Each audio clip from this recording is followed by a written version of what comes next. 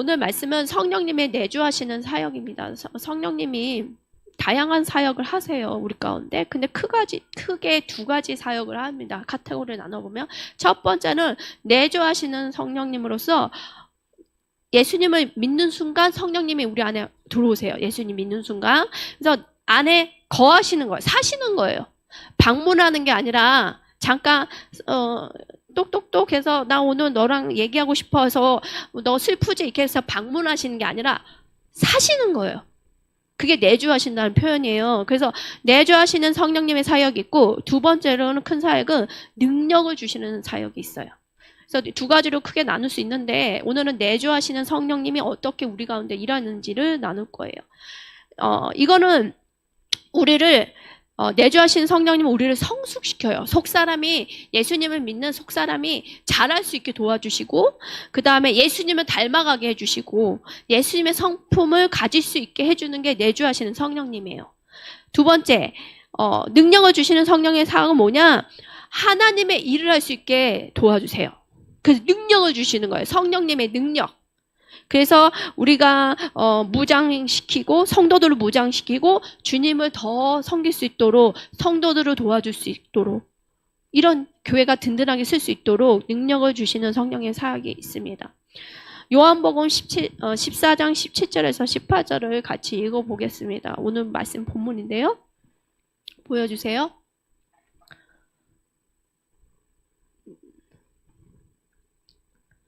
자, 같이 읽어보겠습니다. 그는 진리의 영이라 세상은 능히 그를 받지 못하나니 이는 그를 보지도 못하고 알지도 못함이라. 그러나 너희는 그를 아나니 그는 너희와 함께 거하시며 또 너희 속에 계시겠음이라. 내가 너희를 고와 같이 버려두지 아니하고 너희에게로 오리라. 예수님이 제자들한테 미리 얘기하는 거예요. 진리의 영, 성령이 너희들한테 이제 함께 거할 것이다. 너희 속에 거하게 될 것이다. 지금은 제자들한테 아직 없는 거예요. 성령이. 이해 가시죠? 근데 예수님이 이제 예수님이 부활하시고 나면 이제 성령이 오실 거라는 거를 이제 미리 얘기하는 거예요. 제자들이. 얘기했을 때 무슨 소린가 했을 거예요. 근데 밑에 부분이 8절 부분이 굉장히 중요해요. 같이 읽어보죠. 내가 너희를 고와 같이 버려두지 아니하고 너희에게로 오리라. 이 말씀이 제자들이 기억이 났어야 되는데 예수님이 돌아가시고 3일 동안 얼마나 무서웠는지 분명히 고와 같이 버려두지 아니할 것이다. 너희에게 오리라 했는데 모르겠어요. 말씀에는 많이 안 나오지만 문을 잠그고 있었던 거 봐서는 무서웠던 것 같아요. 예수님 3일 동안 안 계셨을 때. 성령님의 내주하는 사역은 신약 시대의 사역입니다. 구약이랑 달라요. 구약에서는 성령님께서 어떻게 나타나셨냐? 어떤 절기나 예배 형식을 통해서 제사를 통해서 주님이 임재하신 걸 경험할 수 있었어요. 주로 어디죠? 성막과 성전. 그러면 갔을 때 사람들이 주님이 임하셨네만 느낀 게 아니라 눈으로도 보였대요. 이렇게 임재가. 눈으로도 거룩한 임재가 보였고 냄새로도 느낄 수 있었대요. 그 다음에 소리로도 느낄 수 있었고 그 다음에 몸으로도 느낄 수 있었대요. 그러니까 모든 감각이 주님의 임재를 알 수 있었던 거예요. 근데 그 특정 장소, 성막과 성전, 그 다음에 특정한 사람한테 누구죠? 선지자나 모세 같은 사람들을 통해서 그 성령의 역사가 있었는데 구약에서는 그렇게 제한적이었던 거예요. 성령님이 일하신 게. 모든 만민이 경험할 수 있지는 않았던 거예요. 어떤 장소로 가거나 어떤 제사를 지내거나 어떤 장소에 갔을 때만 아니면 내가 특별한 부르심이 있어. 선지자 부르심이면 성령을 체험했겠죠. 근데 신약에 와서는 예수님이 오심으로 모든 예수님 믿는 자들이 성령님을 체험할 수 있게 된 거예요. 성령님이 예수님 믿는 순간에 들어온다 그랬잖아요. 이게 너무 놀라운 거예요. 그래서 이 말씀이 맞는 거예요. 너희를 고와 같이 버려두지 아니하고 너희에게로 오리라. 살겠다는 거예요. 너희와 함께 건다. 여러분도 혼자 사셔서 무섭고 하십니까? 이 말씀이 들어가시기를 축복합니다. 그 다음에 구약 성경을 보면요. 솔로몬의 성전이 파괴돼요.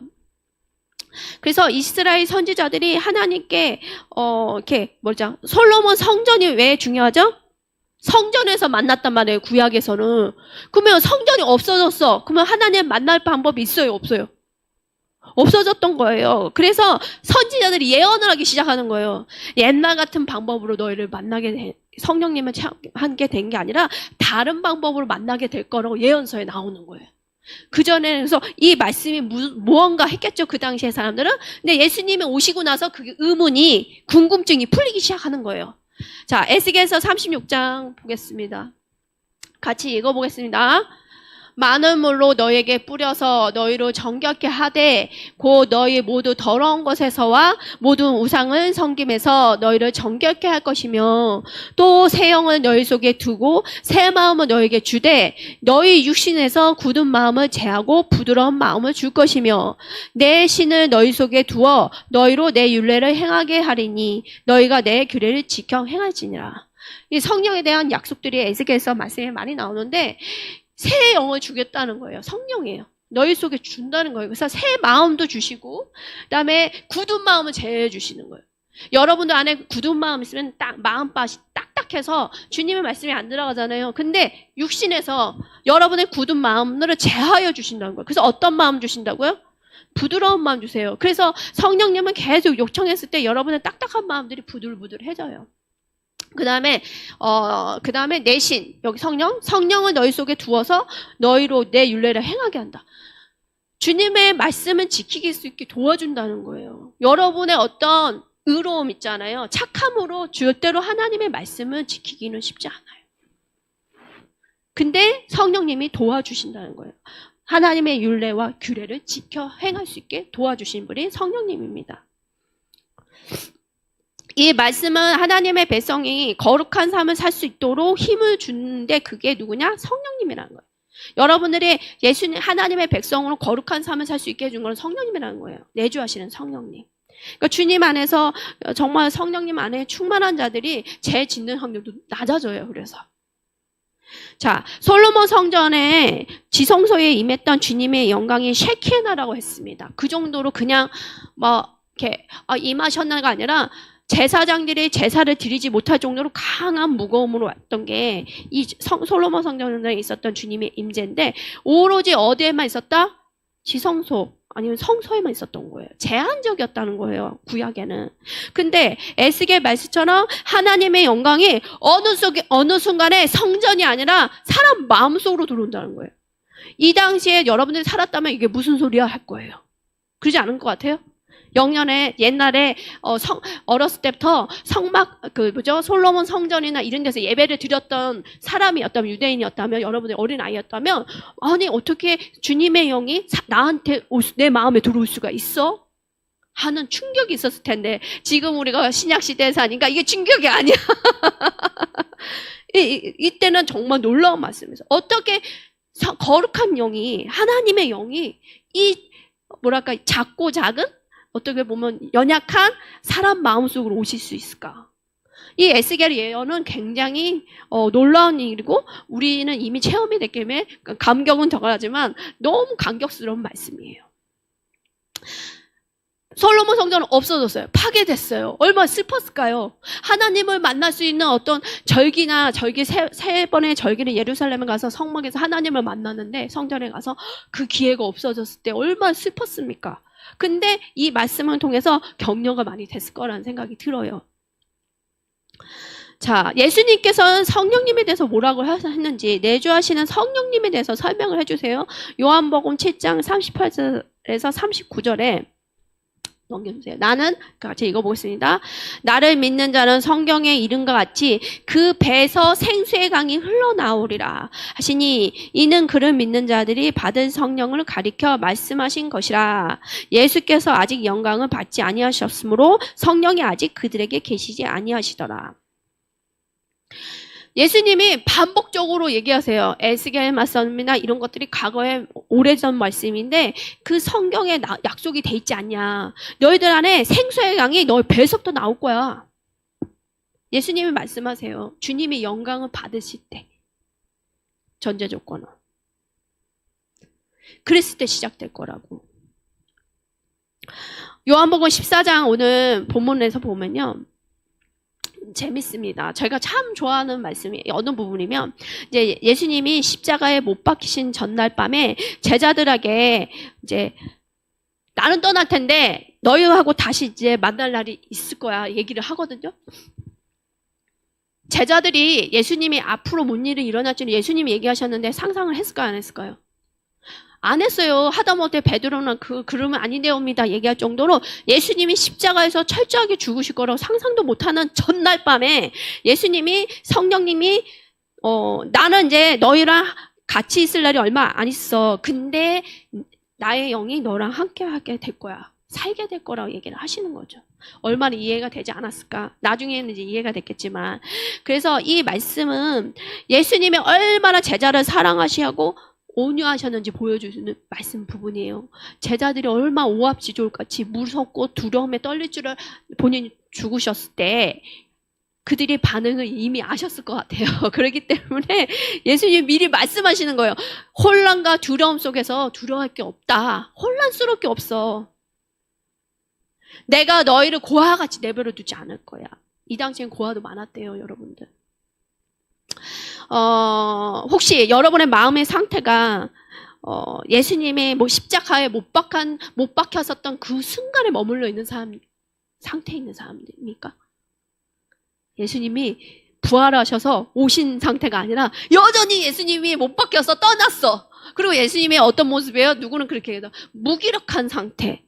거기다가 속옷도 안 걸치고 남자의 몸으로 다 벗은 상태에서 철저하게 다 죽은 상태. 아무 능력이 없는 상태. 그 상태로 예수님이 계십니까? 지금 아직도? 의외로 많더라고요. 의외로 그 상태로 믿고 있는 사람들이 많아요. 그래서 예수님은 보이지도 않고 무능력하기 때문에 나의 상황을 뭐 해결해 준달까요? 나의 상황 가운데 함께 하지 않는다는 거예요. 믿음이 안 들어갔어요. 여러분도 잘 생각해 보세요. 치유가 예수님이 십자가에서 못 박으시고 그 다음에 3일 만에 부활하시고 또 영광 가운데 다시 보좌에 가신 이 모든 전체적인 흐름을 아는 자들은 치유가 일어나요.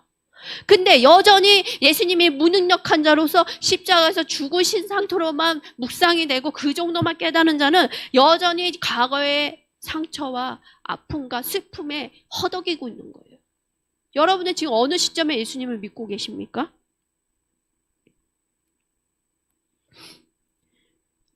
예수님이 십자가에 못 박혀진 상태가 무슨 말이냐?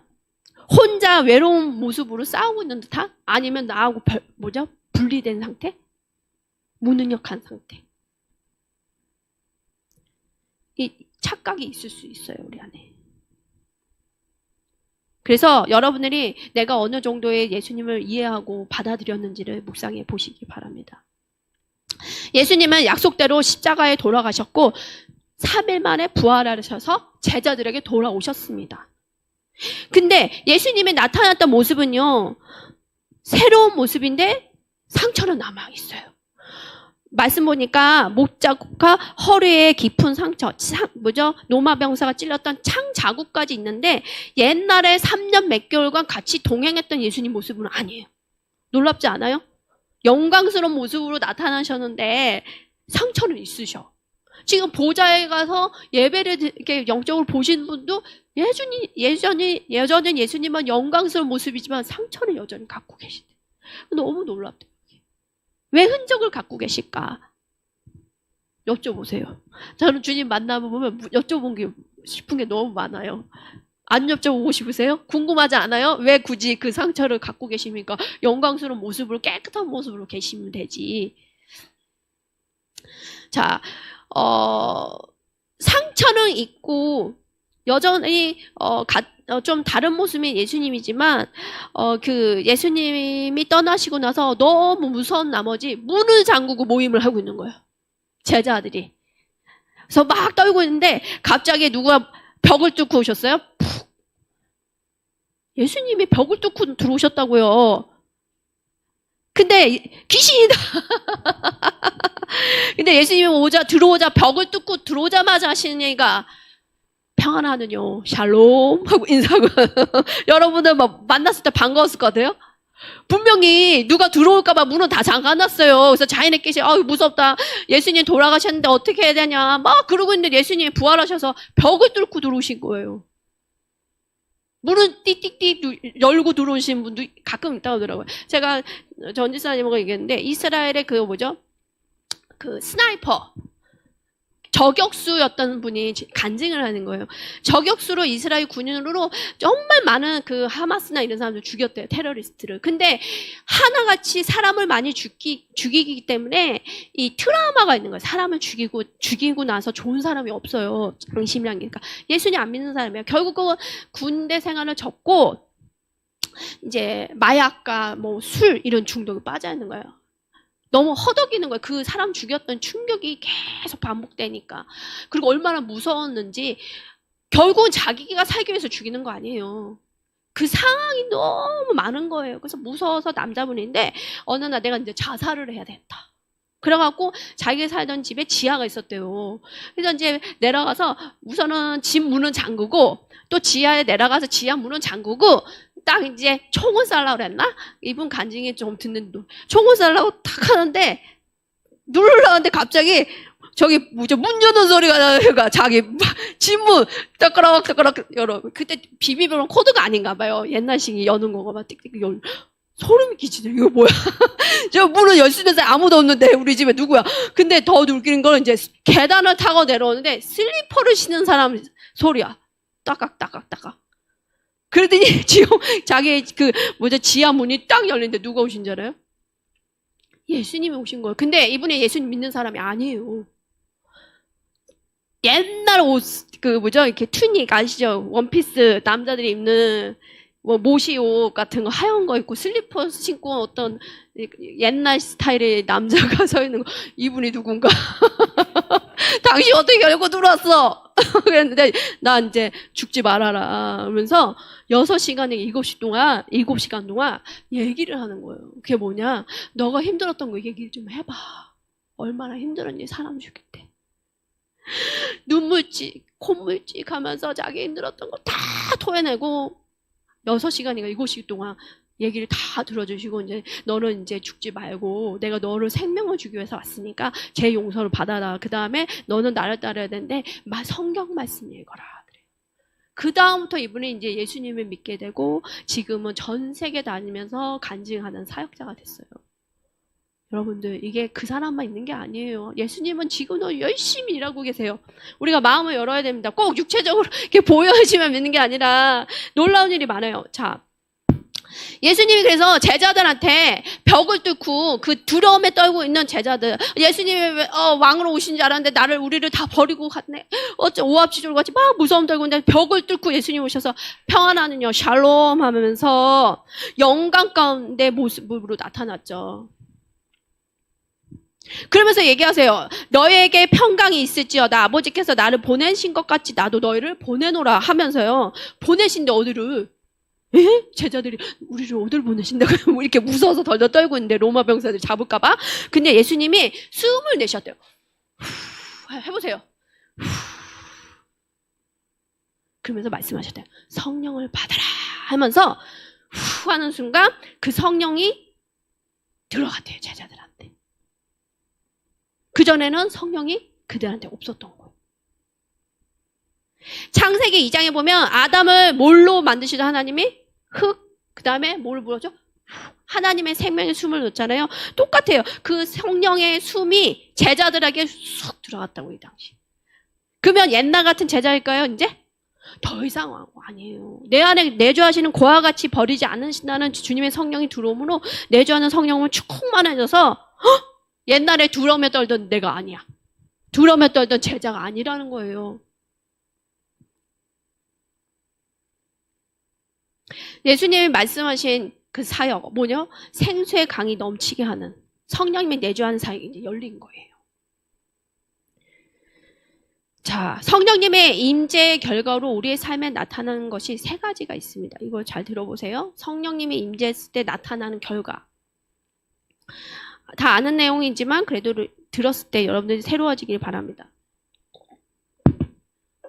성령님께서 새 신자 안에 들어오시면 어떤 일이 일어나냐?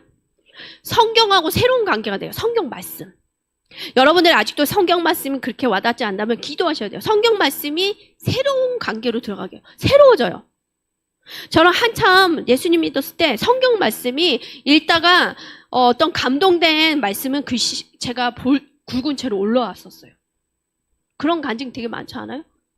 어떤 분 간증들을 보니까 장님인데 다른 글은 안 보이는데 성경책만 보였대요, 글이. 그래서 신학을 하시는 분이 있어요. 그 다음에 신학 서적 중에 좋은 서적은 글이 보이고 안 그런 걸 안 보였대요. 그래서 목사님을 하시다가 이제 천국 가셨거든요. 딴 책은 안 보이고. 그래서 이 성령님께서 성경 말씀을 조명해 주세요. 그러니까 여러분들이 성경 말씀에 대해서 사모함이 없고 그런 거로는 기도하셔야 돼요. 주님, 성령님, 내 말씀에 이게 생명의 떡을 하는데 이 말씀을 먹기 원해요. 그래서 내 영이 새로워지기 원하고 강건해지기 원해요. 그래서 말씀이 새로워지게 된다는데 성령님 도와주세요. 기도하고 말씀을 읽으셔야 된다고요. 그래서 성령님이 말씀을 조명해 주십니다. 조명이란 뜻은 밝은 빛으로 비춰주신다는 뜻이에요. 이렇게 비춰주시는 거예요. 그래서 내 마음에 어떤 어둠과 진리가 아닌 것들이 들어갈 수 있도록 조명이 되는 거예요. 여러분은 깜깜한 데서 책 읽으면 안 보이잖아요. 그러면 딱 등을 트면 딱 보이듯이 성령님이 조명해 주셔야 됩니다. 그래서 기도하고 말씀 읽으세요. 그냥 읽지 마시고. 그래서 성령님께서 여러분에게 성경 말씀을 열어주시고 영혼의 양식으로 먹을 수 있게. 그래서 내가 예수님 닮아갈 수 있게. 어린아이가 갓난아기가 응애 하면 누가 뭘 줘요? 젖주죠. 신생아 2시간마다 줘야 돼요. 근데 많이 먹어요? 40cc 먹으면 잘 먹는 거더라고요. 그때 우리 조카들 키워보니까 40cc면 이만큼이에요. 2시간마다 울어요. 이만큼 먹으려고. 얼마나 피곤한지 그거 먹이려면 20cc의 분유 한 스푼이에요.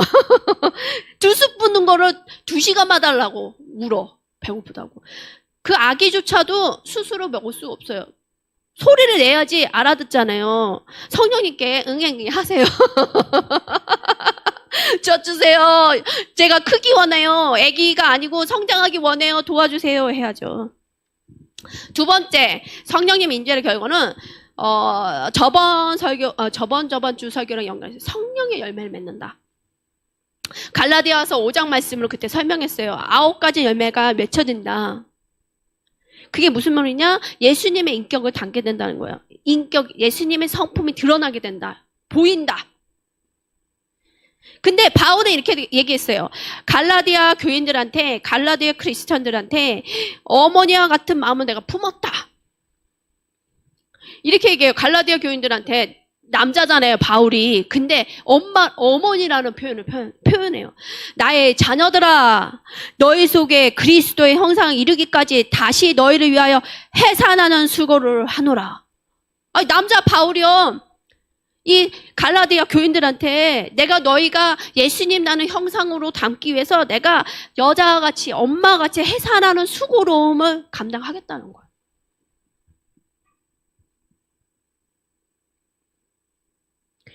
바울만 이런 삶을 사는 게 아니라 우리 모두에게 부르심입니다. 여러분들의 자라서 이제는 어미가 되셔야 돼요. 그래서 영적인 어린자들이 그리스도의 상상으로 자랄 수 있게 젖을 먹일 줄 아셔야 돼요. 수고로움은 감당하셔야 돼요. 아이들 여러분들 뚝딱 키우신 분 있어요? 엄마들. 얼마나 수고로워요. 젖만 먹이면 된 줄 알았어요. 나중에 보니까 그렇게 병치레를 하는 거예요. 우리 조카들도. 그랬더니 안 나요. 병원에 막 입양원 갔다 종합병원 갔다 했는데 안 나요. 병원에서 나중에 퇴원까지 하라 해. 감당이 안 되는데 안 났는데. 그래서 저희 어머니가 결국은 저희 언니 대신에 첫째 조카를 얻고 유명한 병원을 찾아갔어요. 조그만 병원인데 소아과를 잘못. 그 병원에 가서 살렸어요, 아이를. 할머니가 얻고 가야 되는 거야. 언니는 직장을 나가야 되니까. 그 어린 돌도 안 된 아기를 살리겠다고 포대기로 이렇게 매갖고 할머니가 거기까지 버스를 타고 갔는지 아빠 차를 타고 갔는지 모르겠어요. 하여튼 타서 계속 진료를 받았는데 애가 살았어요. 종합병원에서도 못 고치겠다는 거예요, 병이. 다 그런 병이 있는 건 아니지만 우리가 그냥 거저 뚝딱 나온 사람들이 아니고 엄마와 아빠의 수고로움과 기도와 또 기도가 아니라도 수고로움이 많았다는 걸 감사하셔야 돼요. 감사합시다. 아멘. 근데 육신의 부모가 그러듯이 영적인 어미들도 아비들도 이런 수고로움이 있다는 거예요. 여러분들이 이거에 도전을 받으셔야 됩니다. 아이가 아이를 키울 수 없어요. 그쵸? 어미가 돼야죠. 자, 바울과 같은 마음이 여러분에게 이제 부어지기 원합니다. 우리 교회에도 이제는 여러분들이 성숙해져서 어린 양 같은 분들을 위해서 엄마와 같이 품고 사랑해주고 양질의 음식, 불량식품 말고 양질의 음식을 줄 수 있는 어미들이 되기를 축복합니다. 엄마가 자녀를 위해서라면 본인은 굶더라도 자녀에게 먹을 것을 챙겨주고 죽음은 무릅쓰는 것들을 하듯이 여러분들 그런 자들이 돼야 돼요. 과거에 어떤 목사, 안산에 있던 원로 목사님의 간증을 들었습니다. 지금도 너무 연약하세요. 80몇인가? 네. 그래서 설교 한번 1시간 하려면 엄청 기도를 하고 몸을 일주일 동안 돌보셔야지 설교를 하실 수 있는 몸이에요. 근데도 건강하게보다 그래도 장수하고 계시는데 이분이 얘기하는 거 어렸을 때는 더 약했대요. 그러니까 이제 사람들이 얘기하기를 이 어머니한테 이분이 특히 폐병이 있었대요. 폐병이 있어서 6년간 병원 왔는데 주변 사람들이 있는 거예요. 그 폐병을 낫게 하려면 독사를 잡아서 삶아서 먹이면 그 아들이 살 겁니다. 이렇게 얘기한 거야. 근데 이 어머니가 이 얘기를 듣고 산속에 가서 독사를 잡아오는 거야. 막 우람하고 이런 어머니가 아니라 되게 여리여리하고 겁도 많은 어머니가 아들을 살리겠다고 독사를 잡아다가 삶아서 맨날 먹였다는 거예요. 그게 엄마의 사랑이에요. 엄마의 용기라고요. 그래서 결국은 이 목사님이 죽지 않고 폐병이 낫고 목사가 됐죠. 그 다음에 교회를 세우고 잘하고 은퇴하셔서 여지까지 돌아가시지 않고 건강하게 사셨더라. 그 얘기예요. 그래서 엄마의 사랑은 죽음도 이깁니다. 그래서 여러분들이 영적 어머니가 되셔야 돼요. 자, 여러분이 앞으로 만날 영혼들, 어린 영혼들을 위해서 이제 준비하십시오. 어미가 되십시오. 자, 성령님의 일상생활 속에서 열매가 나타날 때 예수님의 의로움이 나타나요. 여러분들 이렇게 나무 봤을 때 과일나무 보신 적이에요? 가수원이나 이런 데 가보세요. 막 주렁주렁 뭐 열린 게 감추고 싶어서 감춰지나요? 딱 보면 알죠? 오, 저거 오렌지네. 오, 저거 올리브네. 오, 저거 석류네. 석류도 막 탐실하잖아요. 똑같아요. 우리 안에 성령님의 역사의 열매들은요, 감추고 싶지 않아도 감춰지지가 않아요. 내가 주님을 닮아감으로 감춰지지 않는 거예요. 그러면서 예수님이 누군지 알게 되는 거예요, 사람들이. 여러분들을 봤을 때, 여러분의 열매를 통해서 사람들이 예수님이 이분이군요. 이렇게 얘기가 나오는 거예요. 아멘? 얼굴들이 좀 안 좋아지시는데. 자, 왜 나무는 열매를 맺습니까? 네. 자연 법칙 때문에 열매 맺는 게 아니에요. 뭘까요? 이거 생각해 보세요. 생명이 있기 때문에 열매가 맺혀지는 거예요. 생명. 이 생명의 원동력이 돼서 흙에 있는 영양분, 물에 있는 영양분 이런 것들이 쭉쭉쭉 올라가서 열매를 맺는 거예요. 우리 안에 생명이 누구한테 있습니까? 예수님. 그러니까 예수님의 생명이 내 안에 충만하면 충만할수록 내 안에 열매 맺혀지는 거예요. 자연스러운 원리예요. 어거지로 난 나무니까 열매 맺겠어. 9가지 열매 맺겠어가 아니라 자연스럽게 주님과 붙어있으면 포도나무가 포도에 붙어있으면 열매를 맺게 되듯이 되는 자연스러운 일이에요. 열매를 생산하기 위해서는 자기 훈련과 노력이 아닌 예수님께 붙어있어야 된다. 그 다음에 붙어있는 것만 끝나지 않아요. 성령님께 순종할 줄 알아야 돼요. 그러면 성장이 일어나기 시작해요. 그러면 결과물로 열매 맺혀지는 거예요. 결과물. 여러분 안에 예수 그리스도의 영, 성령이 있으므로 생명이 있습니다. 그래서 성령의 열매가 이루어지는 거죠. 세 번째, 임재의 결과물. 성령님이 내주하는 사역은 예수님의 마음을 우리 인격을 통해 표출한다. 우리 인격을 통해서 예수님 마음이 나타난다 그러세요. 그래서 마음을 구하세요. 예수님 마음. 예수님 마음 알기 원해요. 이런 상황 가운데 예수님 마음을 알기 원해요. 내 마음은 이런데요. 이 마음이 아니라 주님의 마음이 뭐예요? 계속 여쭤보셔야 돼. 많은 경우에 인간적인 마음이 많아요. 우리가. 내 인간적인 마음. 주님의 마음하고 다를 때가 너무 많은 거예요. 그래서 저는 그랬어요. 아, 나의 착함도 의로움이 될 수 있어요. 죄를 지을 수 있다고요. 인정 때문에. 그래서 계속 여쭤봐요. 나의 인정은 봤을 때 이렇게 도와준 게 맞는데 주님의 뜻은 무엇입니까? 주님의 마음은 무엇입니까? 많은 경우 도와주라고 할 텐데 많은 경우 또 도와주지 말라고 하세요. 그래서 기도하십시오. 주님, 이 상황 가운데 이 사람 이렇게 하는 게 어떤 마음이십니까? 내 마음이 이런데요? 아니면 내가 막 화가 날 수도 있잖아, 그 사람 때문에. 그럼 내가 막 화가 나는데 이 화가 나는 게 내 마음입니까? 주님의 마음입니까? 그럼 뭘 넣어야 돼요, 지금? 화나는 마음을 드리고 주님의 마음을 가져야죠. 용서하라 하면 용서하는 마음을 가져야죠. 화해하라 하면 화해해야 되는 거고. 이 작업이 기도예요.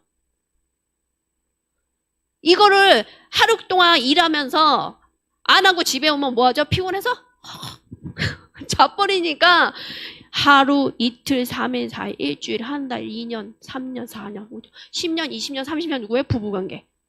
다 골아지는 거예요. 썩어지는 거예요.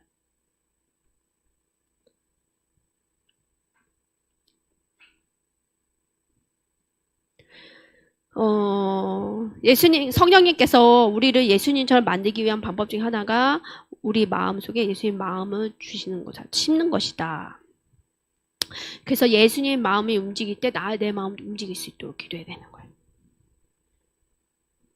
근데 이런 예수님의 마음을 표현할 수 있도록 도와주는 은사가 있어요.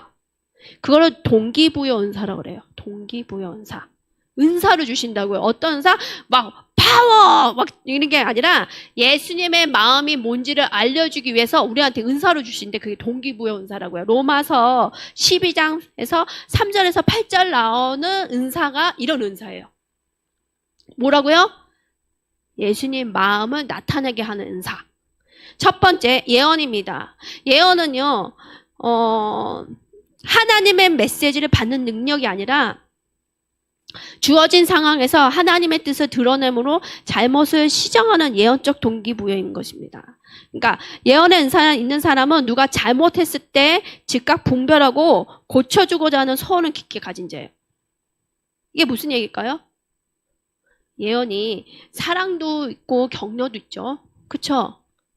첫 번째 예언은 이게 중요해요. 내 사랑이 아니라 당신 주님이 어떻게 사랑하는지를 얘기하는 게 굉장히 중요하고 격려해 주는 게 중요해요. 그래서 많은 경우 중독증이나 이런 분들 왔을 때 너 왜 중독증이야? 이렇게 해서 치유되지 않아요. 왜 너 성중독이야? 이런 식으로 하지 않는다는 거예요. 왜 음란물 보고 있어? 포르노 보고 있어? 음란물. 너 왜 유튜브 하루 종일 그렇게 보고 있니? 음란한 거. 이렇게 안 하시다 한다는 거예요. 그 사람은 어떻게 주님이 사랑하는지를 알았을 때 많은 것들이 깨져요. 사람들이. 그래서 그거를 분별을 해야 돼요. 이해가시죠?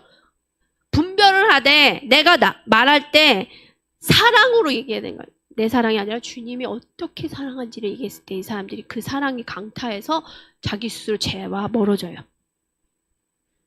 만약에 여러분들이 어떤 죄에 아직도 반복을 하고 있다면요. 주님의 사랑을 간구하세요. 바늘 찌르고 칼 찌르고 아이고야 금식도 했다. 금식도 필요하긴 해요. 그걸로 안 된다는 거예요. 제가 이제 채워야 된다고. 주님의 사랑으로. 주님 사랑 모르겠으면 주님 사랑 알게 해달라고 하세요. 주님의 사랑은 망망대해 바다 같아요. 우주 같아요. 우주 같아. 여러분들이 경험한 걸로 만족하지 마시라고요. 저는 지금도 구해요. 주님 사랑 더 알기 원합니다. 바다와 같고 우주와 같은 사랑인데 더 알기 원합니다. 그랬을 때 한꺼번은 아니지만 새롭게 알려주세요. 자, 동기부여응사 중에 하나가 또 두 번째 섬김이 있고, 세 번째 가르침이 있고, 네 번째 권면이 있고, 다섯 번째 구제가 있습니다. 여섯 번째 인도인데요. 인도는 뭐냐? 하나님이 이루시기 원하는 비전을 사람들에게 보여주고 그것이 잘 성취될 수 있도록 사람들의 노력을 효과적으로 조율하는 것입니다. 인도하는 은사가 있을 수 있어요. 사람들 가운데. 근데 성령님과 호흡을 잘 맞춰야 돼요. 성령님이 이 사람에 대한 비전을 이제 보여주는 거예요. 당신 비전은 하나님이 이 비전을 갖고 있어. 격려해 주는 거예요. 갈 수 있게. 효율적으로 갈 수 있게 인도해 준다. 약간 예언이랑 비슷하게 하는데 조금 달라요. 인도 은사 있는 사람이 있어요. 제가 그 얘기 하잖아요. 이게 약간 저한테 있거든요. 뻔히 보여요. 근데 많은 사람들이 이렇게 보여지는 길로 안 가더라고요. 다른 코스로 많이 가더라고요. 결국은 하나님은 선하셔서 끌고 가기 싫어하는데 시간이 걸려요. 옛날에는 은하성 그 사람 맨날 다퉜어요. 아니, 굳이 그 사람 그렇게 갈 필요가 있겠어? 근데 그 은하성 다 그걸 통해서 이제 연단 받는 거요. 내비둬요. 내비두래. 아, 그러면 이제 난 기도 더 안 할 거야. 너무 힘들어. 왜냐면 분명히 하나님이 보시는 길로 가지 않으면 어려움이 오거든요. 그러면 뭐예요? 전화 와서 또 기도해달라고. 아이고 답답해라. 효율성으로 사는 건 아닌데 효율적인 게 있어요. 영적 원리는. 그럼 무시 못해요. 그래서 이럴 때는 약간 성령님과 조절을 하면서 갈 수 있게 그 사람의 어떤 좀 믿음의 분량도 있고 상황이 있잖아요. 주님도 기다리시는데 뭐 내가 급할 일은 없죠. 7번째 국률 은사가 있어요. 우리가 주 안에서 성장하고 섬기는 가운데 자신이 주는 자, 섬기는 자, 인도하는 자, 가르친 자 되는 것을 발견하게 된다. 국률 은사도요, 결국은 이렇게 주님의 마음으로 섬기는 거예요. 이런 것들이 모든 은사들이 예언, 섬김, 가르침, 권면, 구제, 인도, 국률 결국은 뭐다? 예수님 마음을 나타나기 위한 은사예요. 그래서 여러분들이 예수님 마음을 찾다 보면 이 은사들이 드러나요. 자연스럽게. 성령님께서 믿는 모든 자 안에 내주하셔서 경건한 성품을 지어내신다면 왜 수많은 성도들이 경건한 성품이 나타나지 않을까요? 말씀대로라면 경건한 성품이 다 크리스천들 안에 나타나야 되는데 왜 안 나타나냐고요? 질문을 하셔야 됩니다. 왜 어떤 사람은 성령님에 의해 온전하게 변화를 받고 또 어떤 사람은 변화를 받지 못할까? 나일 수도 있어요. 변화받지 못한다. 그 이유를 알기 위해서는 성령님의 내주하는 사역이 어떻게 행해지는지를 알게 되면 알게 돼요. 자, 고린도 교회에 바울이 편지를 씁니다. 고린도 전서 후서가 고린도의 교회에 바울이 편지를 쓴 거예요. 그 외에도 여러 편지가 있는데 두 가지만 이제 전서 후서만 만들어졌는데 이 편지 내용을 보면요. 이 고린도 교회에 뭐가 있었으면요. 교회 안에 분쟁이 있고 또 분파 나눠졌대요. 그 다음에 교인들끼리 서로 미워하고 믿는 자들이 재판장, 세상의 재판장한테 고소를 했어 또. 서로 분쟁이 나서 말씀 보니까. 그 다음에 성적인 부도덕함, 음란죄에 빠지고 그 다음에 성령의 은사를 잘못 사용하고 또 이렇게 교회에서 영적인 성찬이나 여러 식탁이 그 당시에는 같이 밥을 많이 먹었거든요. 거기에서 실제로 술을 먹고 취해져 있는 거예요. 이런 문제 때문에 바울이 편지를 쓴 거예요. 고린도 교인들한테. 근데 너무 안타까운 거는 이 사람들이 고린도 교인들이 구원을 안 받은 상태가 아니에요. 다 크리스천이라니까요. 예수님 믿는 사람들인데 교회 안에 이런 분쟁이 있는 거예요. 성적인 문제도 있고 술 취함의 문제도 있고 싸우고 나누고 세상 법정까지 간 거예요. 한 교회에서 쉽게 얘기하면 한 교회에서 어떤 두 분이 싸움이 나서 세상 법정에 고소를 한 상태라고요. 그러면 여러분들 이거에 대해서 그럴 수 있지가 아니라는 거예요. 지금. 바울은 이제 얘기를 합니다. 이제 이 사람들이 장성하지 않았다는 거예요. 예수님 닮은 만큼 장성하지 않고 성숙하지 못한 부분들이 있기 때문에 바울이 편지를 쓰는 거예요. 너희가 믿지 않는 자들과 똑같이 행동하고 있다.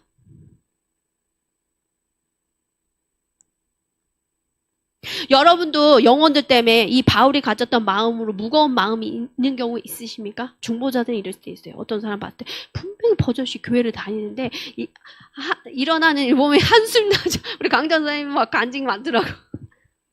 이 바울이 그런 마음이 있는 거야. 근데 이 바울이 그런 식의 세상 사람들과 비슷한 상태에 있는 사람을 향하여 열받은 게 아니라 부모님 마음으로 어떻게 이 자녀들을 잘 키울지에 대해서 고민이 많은 거예요.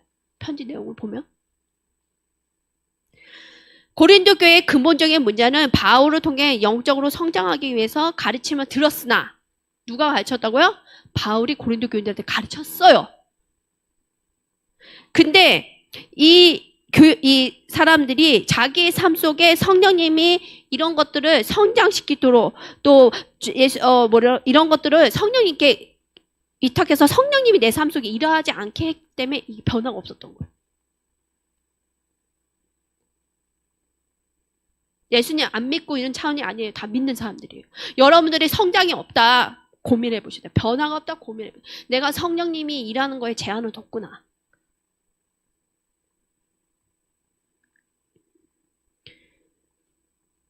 성령님이 이들을 통해 이들 안에는 고린도 교인들한테는 내주했으나 예수님의 성품을 그들 안에서 이룰 수 없었다는 거예요. 성령님이 일하도록 열어주지 않았기 때문에.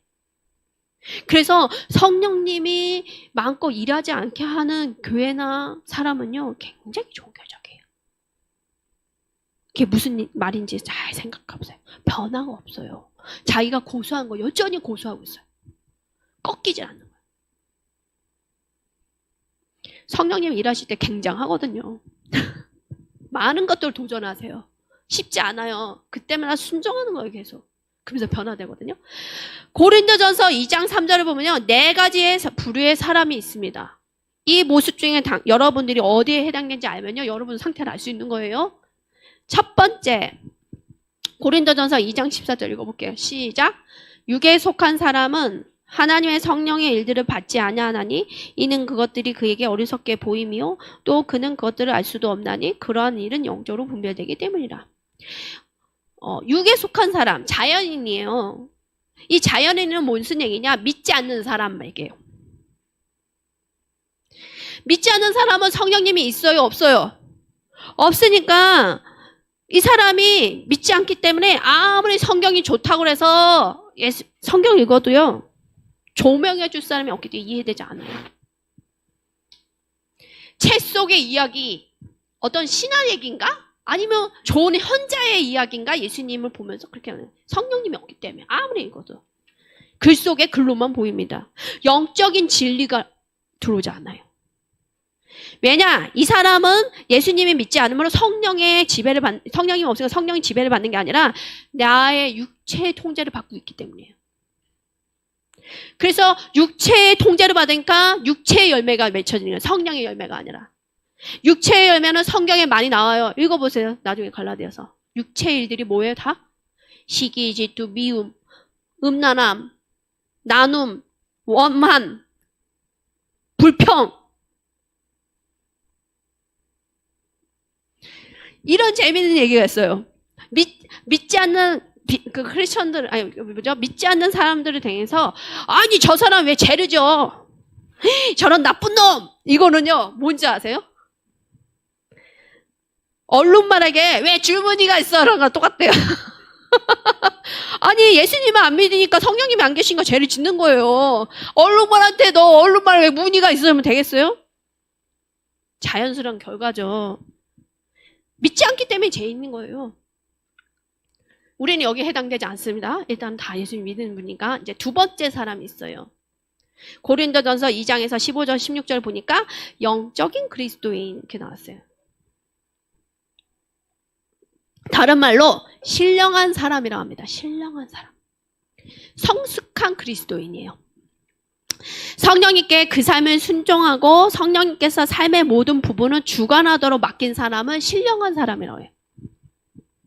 중요한 포인트예요. 자신의 삶을 순종하고 성령께서 나의 삶의 모든 부분들을 주관하시고 변화시키도록 열어놓은 사람. 그게 신령한 사람이란 거예요. 그래서 이 사람은 성령의 열매가 풍성하다. 그 다음에 그 사람 모습 속에 예수님 모습이 그려지고 있다.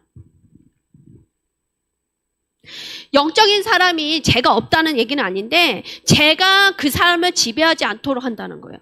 누가 지배한다? 성령이. 이 사람은 성령님에 굉장히 민감해요. 그래서 성령님의 인도함을 따라가요. 그 다음에 자신의 의로움이 아니라 자신의 사랑이 아니라 자신의 뜻이 아니라 예수님의 뜻이 그 삶에 자연스럽게 물같이 흘러나와요. 아, 보여줘야지. 방출해서 방출되는 게 아니라 자연스럽게 물 같은 원래요. 성령님의 역사는 물 같아요. 성경 보세요. 물 같다고 나왔잖아요. 물이라고. 세 번째, 아이와 같은 성도. 고린도전서 3장 1절에서 2절 보면요. 같이 읽어보면 형제들아 읽어보겠습니다. 없어요? 제가 읽어볼게요. 형제들아 내가 신령한 자들 대함과 같이 너희에게 말할 수 없어서 육신에 속한 자 고 그리스도 안에서 어린아이들을 대함과 같이 하노라. 내가 너희를 젖으로 먹이고 밥으로 아니하였노니 이는 너희가 감당치 못하였거니와 지금도 못하리라. 고린도 교인들한테 얘기한 거예요. 고린도 교인이 젖은 먹는데 아직 밥 먹을 정도가 안 됐어. 이게 무슨 얘기냐? 어린아이 같은 성도는 어떤 상태냐? 성령님이 그 안에 내주하고 계시기는 하는데 주님이 말씀하시는 이 성경의 진리들을 받아들일 수 없어. 다. 어떤 거는 받아들이고 어떤 거는 받아들이지 않는 상태예요. 그래서 많은 부분이 예수님 믿지 않는 자연인 같이 살고 있는 거예요. 여전히. 그래서 이 바울이 얘기해요. 어린아이 성도에게는 영적인 우유밖에 줄 수 없어. 밥을 먹을 수 없어요. 수준이.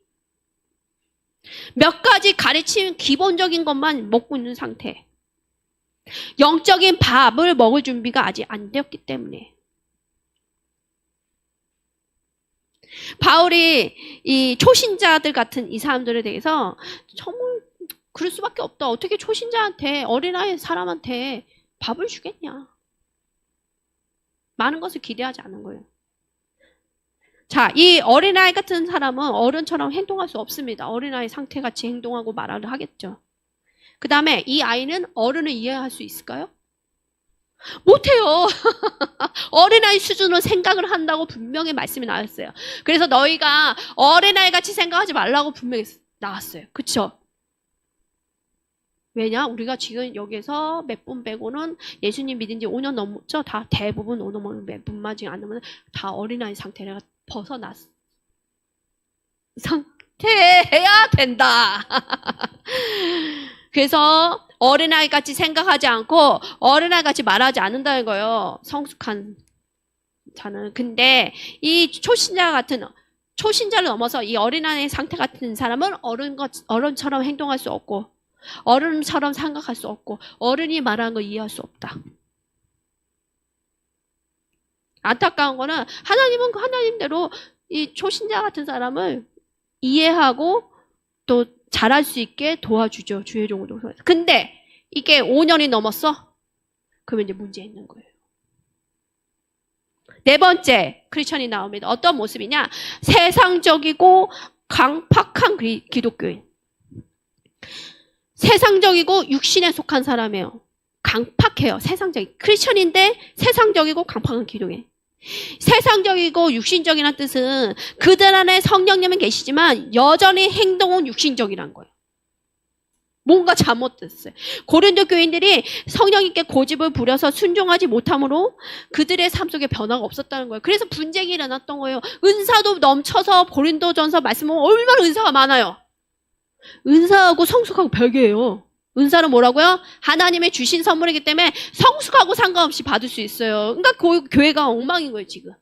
그러니까 은사에 대해서 계속 설명을 하는 거예요, 바울이. 고린도전서 내용이 다 그거잖아요. 이 세상적이고 강팍한 기독교는 뭐라고 부르면 반항적인 성도라고 부르네요. 반항. 그 안에 성령님이 계시지만 성령은 계속 거부하고 있는 상태. 그래서 여전히 거의 자연인처럼 살고 있다. 자연인인. 예수님 안 믿는 사람처럼 살아가는 거야. 그 다음에 죄와 실패로 얼룩진 삶을 살고 있다. 왜냐면 여전히 성령의 지배를 받는 게 아니라 나의 뜻 가운데 막 지배를 하니까 죄하고 실패된 삶을 살게 돼. 가장 이 땅에서 불쌍한 존재가 자연인도 아니고요. 이 세상적이고 강팍한 반항적인 기독교인입니다. 너무 비참해요. 이런 비참함 속에서 벗어나려면 정말 하나님 나라의 쓰임을 받으려면요, 본인 스스로 결단을 해야 돼요. 그냥 안 이뤄져요. 결단. 주님 결단하기 원합니다. 나의 의와 나의 뜻대로 살지 않게 해주세요. 성령님께 순종하고 복종하기 원합니다. 그렇게 빨리 하면 좋은데 되지 않아요. 그래서 하나님 어디로 끌고 가신대요? 고난의 풀무불에 넣습니다. 풀무불 아니죠. 불. 고난의 풀무불에 넣어서 이 강팍함이 깨지도록 어려움을 다 감당하게 합니다. 그랬을 때 깨지죠. 오래전에 이런 TV 프로를 봤어요. 여러분들 기억나는데 어떤 아이가 나왔어요. 8살인데 학교를 가야 되는데 학교를 못 가는 거예요. 그 이유가 뭐냐, 걷지도 못해요. 병이 있는 게 아니야. 그리고 뭘 먹나 봤더니 우유만 먹어. 밥을 안 먹어. 그래서 왜 우유만 먹어요? 그랬더니 아기가 밥을 원하지 않았어요. 그래서 엄마가 안 먹였대요. 그러니까 일어나지 못해요. 누워있는 거예요. 몸은 자랐어. 그래서 이제 이 아이를 몸 이상 있나 해서 병원 가서 검사를 다 했어요. 근데 뭐냐, 육체의 나이도 5세밖에 안 됐대. 그 다음에 이 지적인 능력, 감정의 수준이 아주 어린 나이. 이거 우리한테 말씀하시는 거예요. 지적인 능력, 감정이 어린아이 수준. 육체 나이는 5살. 나이에 맞게 대화하고 푸는 법을 몰라. 그렇기 때문에 학교에 들어갈 수가 없어. 그래서 선생님이, 이걸 치유하는 선생님이, 상담한 선생님이 우유를 안 맞겠다, 막 고집셌던 이 아이를 왜 고치지 않았냐에 대해서 누구를 혼냈냐? 이 아이가 아니라 엄마를 혼내는 거예요. 그 엄마는 이 아이를 제대로 훈육시킬 수 있는 지혜나 의지가 너무 약했다는 거야.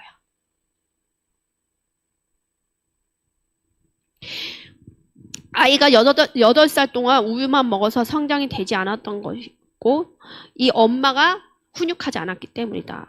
우유가 완전 식품이죠. 좋죠, 몸에. 그치만 그 나이에 맞게 먹을 수 있는 음식은 아니었다. 결국은 이 상담해 주신 분이 엄마를 엄청 혼내고 훈육하는 법을 가르쳤습니다. 이 훈육은요, 그래서 굉장히 중요해요. 여러분들이 오냐 한 자식마다 잘 되는 자식도 있겠지만 안 될 경우가 많아요. 성령님이 처음부터 매를 안 드셔요. 사랑이 많고 인내가 많으셔서 매를 안 드신다고요. 처음에는 있냐 하신다니까요. 죄를 지어도 그냥 기다려주세요. 처음에는. 어느 때가 됐다, 이제 훈육이 들어갑니다. 결국은 이 아이를 훈육하는 게 어떤 상담사가 할 게 아니라 이 엄마가 해야 되는 거예요. 그래서 이 엄마가 이제 안 먹겠다고 하고 마음대로 자기 뜻대로 하는 이 아이를 제압을 해야 되는 거예요. 팔을 이렇게 제압하는 거 있죠? 엄마 말에 순종하는 것부터 제압하는 훈련을 하더라고요. 눈 묻지, 코 묻지, 엄마도 너무 힘들어. 다 큰 애를 이렇게 제압하는 얼마나 힘들어요. 이 아이의 고집을 꺾어야 되는 거예요. 엄마 말에 순종하도록. 똑같아요. 성령님께서 여러분들이 예수님 믿고 이제 성장의 단계로 올라가기 위해서는 아이와 같지 않게 원한다는 거예요. 여러분의 영혼의 성장이 되기를 위해서 이제 주님이 훈육을 하기 원하신다.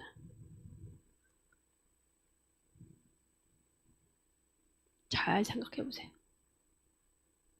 굳이 훈육을 받을 필요가 없어요. 순리대로 가면 이럴 필요는 없어요. 아이들 키워보니까 어떤 아이는 부들부들한 아이들이 있어요. 유난히도. 그럼 매질 할 필요 없이 자라요. 그런 아이가 있는가 하면 끝까지 고집핀 애들은 끝까지 이제 부모하고 대립을 하죠. 우리가 성령님 관계 속에서도 그렇게 대립하는 경우가 있어요. 이제 설교를 마무리하겠습니다. 마지막으로 어떻게 연약한 성도가 영적으로 성숙한 사람은 성장할 수 있을까? 어린아이 상태인데 성장을 할 수 있을까? 첫째, 회개하는 심령을 가져야 됩니다. 하나님께 구하세요. 회개하는 심령 주십시오. 주님의 말씀에 순종하지 않은 법도 순종할 수 있는 내가 되게 해주세요. 두 번째, 말씀은 계속 먹어야 돼요.